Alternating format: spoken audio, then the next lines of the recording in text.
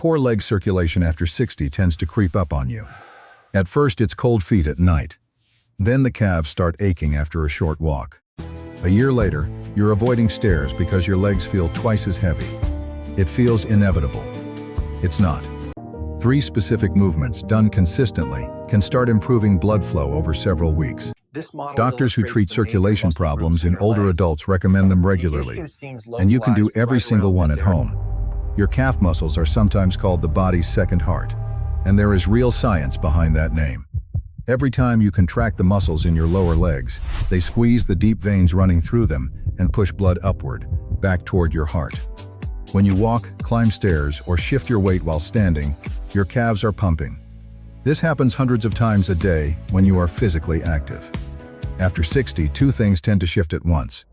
Calf muscles gradually lose mass and strength through a process called sarcopenia, which is the natural age-related decline of skeletal muscle. Every muscle in the body is affected, but the calves take a hard hit because they rely on daily weight-bearing activity to maintain their size. At the same time, the number of hours you spend sitting tends to go up. Less muscle combined with less movement means a weaker pump. Blood begins pooling in the lower legs instead of circulating efficiently back to the heart. The veins in your legs also have one-way valves that prevent blood from flowing backward between pump cycles. Over time, these valves can weaken, especially if circulation has been sluggish for years. Weak valves allow blood to leak downward between contractions, making the pooling worse. Strengthening the calf pump helps compensate for valves that are no longer working at full capacity. That pooling is what produces the symptoms you recognize. Cold feet, especially at night when the pump has been inactive for hours. Swelling around the ankles that builds through the day. Aching calves after a short walk. A heavy, dragging sensation in your legs that makes standing feel harder than it used to. Over time, those symptoms can reduce how much you walk and how far you are willing to go, which creates a cycle. Less walking means less pumping. Less pumping means more pooling. More pooling means more discomfort, and more discomfort means even less walking. A study published in the journal Vascular Medicine followed thousands of patients over more than a decade and found that impaired calf muscle pump function was associated with significantly higher mortality rates, even after adjusting for age and other health conditions. The calf pump is not a minor part of your cardiovascular system. It is central to how blood moves through your body whenever you are upright. The pump responds to training at any age. These 3 movements target the exact muscles and mechanics involved. Move number 1. Standing calf raises. This is the most direct way to strengthen the 2 main muscles that power your calf pump. The gastrocnemius is the visible outer muscle, the one you can see flexing when someone stands on their toes. The soleus sits underneath it, deeper in the leg.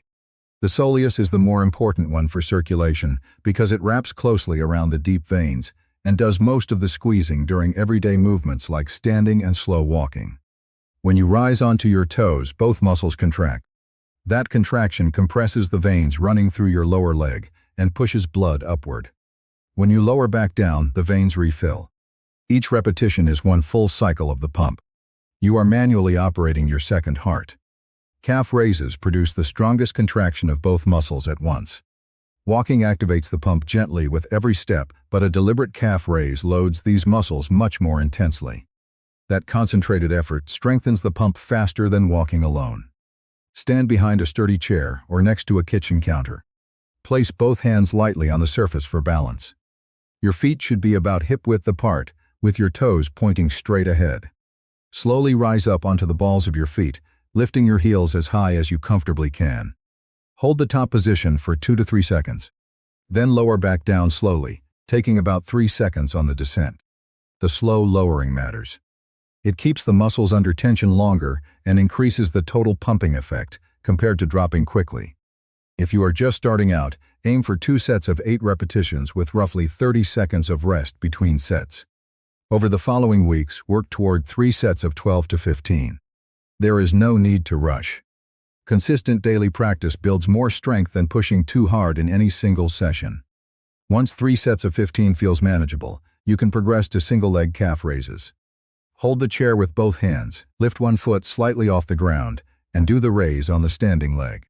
This roughly doubles the demand on each calf and deepens the pump effect. After a set, your lower legs should feel warm and slightly flushed. That warmth is increased blood flow moving through the working tissues. If you feel sharp pain, tingling, or sustained cramping instead, reduce the number of repetitions and mention the symptom to your doctor. Keep your ankles straight throughout the movement. If you roll outward onto the pinky toe side of your foot, the load shifts away from the calf and onto the ankle joint, which raises your risk of a strain. Straight up, straight down, every repetition. It is common to find that one calf is noticeably stronger than the other. That imbalance is normal. Do the same number of repetitions on each side so the weaker leg can build up over time. According to a scientific statement from the American Heart Association, published in the journal Circulation, structured lower limb exercise is a core component of care for people with peripheral artery disease. Calf raises are one of the simplest structured exercises that directly strengthen the mechanism peripheral artery disease compromises. Move number 2. Seated ankle pumps. This is the movement for the hours between your standing exercises. It works the same calf muscles from a seated position and adds range of motion around the ankle joint. You can do it at the kitchen table, in a doctor's waiting room, during a long drive, or in front of the television. Prolonged sitting is one of the most common contributors to poor venous return. When you sit with your knees bent and your feet on the floor for hours at a time, the veins behind your knees are partially compressed, which slows blood flow even further. Research indexed in the National Library of Medicine used Doppler ultrasound to measure venous blood flow during active ankle movement. Dorsiflexion, which means pulling the toes toward the shin, produced a sharp increase in blood flow velocity through the femoral vein compared to resting. The improvement started with the first repetition and continued for several minutes after the exercise stopped. Sit in a firm chair with your feet flat on the floor and your knees at roughly a right angle. Pull your toes up toward your shins as far as they will go, keeping your heels planted on the ground. Hold for 2 seconds.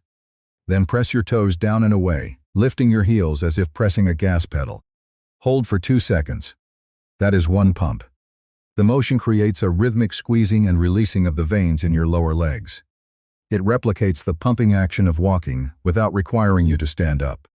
If this is helpful so far, consider subscribing. More videos like this go up regularly on the channel.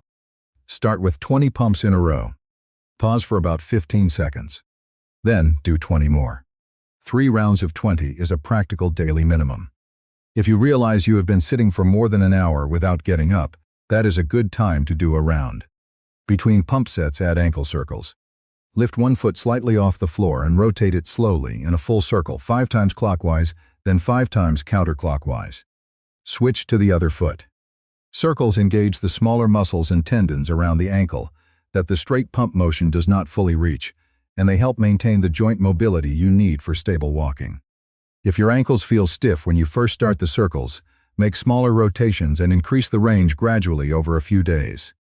Stiffness in the ankle joint limits the effectiveness of the pump, so improving that flexibility is part of the circulation benefit.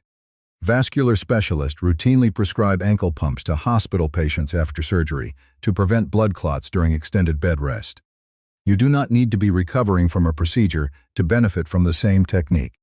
Anyone who sits for several hours a day is keeping their legs in a similar low movement state. The pumps keep blood circulating when the rest of your body is still. Move number 3. Elevated leg drainage with active foot movement. While calf raises and ankle pumps work your muscles against gravity, this move flips gravity in your favor. When your legs are raised above your heart, gravity helps pull pooled blood back toward your torso naturally. Adding ankle pumps and circles in that position pushes the blood along faster. The two forces combined are more effective than either one alone. This technique draws on principles from Berger-Allen exercises, which have been used in vascular rehabilitation for decades. A study published in the Iranian Journal of Nursing and Midwifery Research found that patients who performed these exercises regularly showed measurable improvements in lower extremity blood flow and reductions in nerve-related symptoms. Lie on your back on a bed, couch, or the floor with a mat beneath you. Place a pillow or folded towel under your calves so your lower legs sit roughly 15 to 20 centimeters above your heart. The angle does not need to be steep. Just enough elevation to let gravity assist. With your legs elevated, begin ankle pumps. Pull your toes toward your shins, then press them away. Continue at a steady pace for about 3 minutes. Next, sit up and move to the edge of the bed or couch so your feet dangle toward the floor. In this hanging position, Do another round of ankle pumps and circles for 2 to 3 minutes. Switching between elevation and a seated dangle challenges your vascular system to adjust to a gravity change.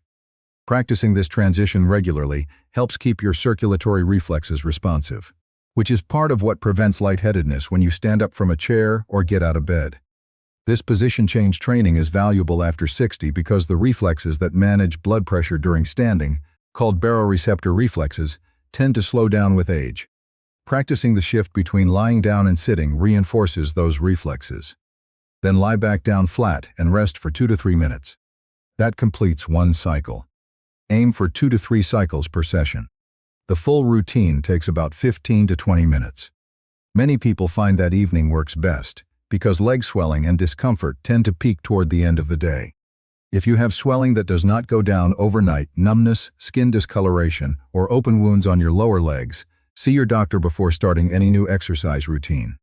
These movements are generally safe and low impact, but a healthcare provider can rule out conditions like deep vein thrombosis that need medical treatment first. Fitting all 3 moves into your day takes less time than you might expect. In the morning, do your standing calf raises. 2 to 3 sets while you wait for your coffee or tea to brew. About 3 to 4 minutes total. Throughout the day, do seated ankle pumps whenever you have been sitting for a while. 20 pumps, a brief pause, 20 more. Under 2 minutes, and you can do it without anyone around you noticing. In the evening, do the elevated leg drainage. 2 to 3 cycles, 15 to 20 minutes as part of your wind-down routine before bed. The 2024 guidelines from the American College of Cardiology and the American Heart Association list structured exercise as a foundational recommendation for managing peripheral artery disease. These 3 moves are structured, they target the calf pump directly, and they require nothing beyond a chair, a bed, and your own body weight. Consistency matters more than intensity with this kind of work. Doing all 3 movements daily for several weeks is typically when people begin noticing differences. Warmer feet at night. Less heaviness in the legs after standing or walking. Reduced ankle swelling by evening. The changes come gradually, not overnight, but they compound. Each week of steady practice strengthens the pump a little more. Everyone responds at a different pace. If you have been relatively active, you may notice changes in the first couple of weeks. If you have been mostly sedentary for several years, it might take a month or longer before the improvements become obvious. Neither timeline means the exercises are failing. The calf muscles need time to rebuild, and the vascular system needs repeated signals before it adapts. Your body already has the hardware for good leg circulation. These 3 movements are the daily maintenance that keeps it working. And if you try these for a few weeks and the symptoms have not improved, mention it to your doctor. Persistent circulation problems can sometimes point to conditions that benefit from medical evaluation alongside exercise. There are more videos like this on the channel. Subscribe if you would like to keep seeing them.